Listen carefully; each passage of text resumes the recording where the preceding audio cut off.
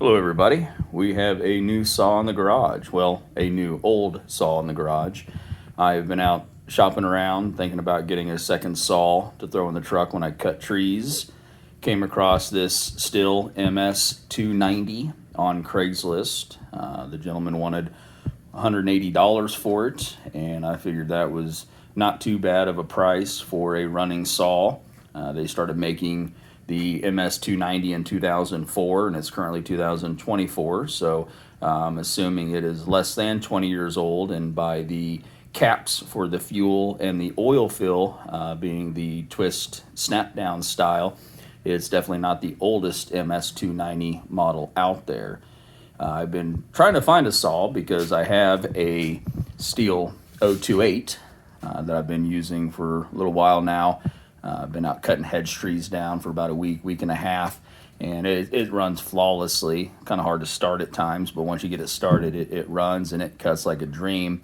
But I figure if it ever broke down or something happened to it while I was trying to cut, I needed a second saw to do some work.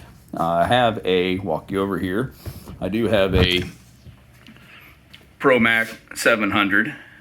With a 24-inch bar on it, but lug that thing around for any amount of time. And I have a Homelight XL12 up there and a little 192 TC arbor saw, but that ain't gonna get through too much. But picked this up yesterday, came home, and like I do with every new old saw that I get, I tear into them and clean them up and just make sure that everything is in good working order. And fortunately I did. When I picked it up from the gentleman, I did notice that when you disengage the brake, it stayed up here.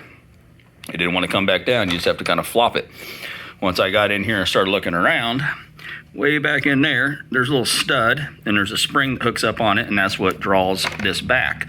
That stud was missing, so I found a screw with enough thread to grab the inside of the hole, but not too much to crack the plastic. Ran that in on that spring, and it works again. In the process, though, I spun the clutch off, and I found embedded in all of the stuff in there clutch parts, little clips and things, which is kind of good that it stayed where it was with all the stuff, because he fired it up and ran it, and if that stuff would have came out in the clutch or anything, that could have been bad news all the way around. So went today, ordered a new Stihl OEM clutch. It was about $60.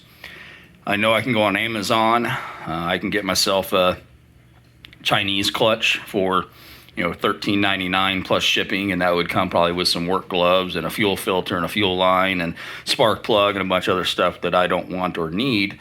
But I've read a lot of reviews on those, and the horror story is it runs until it flies apart inside your saw, and for $10 or $15 you saved yourself a bunch of money, but at the same time now you're replacing an oiler or just destroy the inside of your saw. So I figured go OEM and be on the safe side. Should be in here in the next couple of days.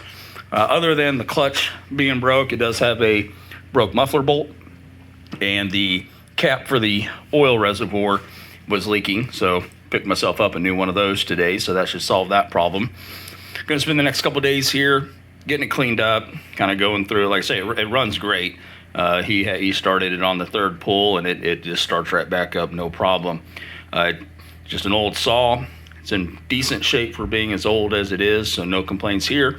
So I'm just excited to get a few things fixed on it and get it out and get into cutting with it. So any questions, let me know, and I may, once I get it back together, fire it up and go out and video cutting with it to see how she does. So have a great day, everybody.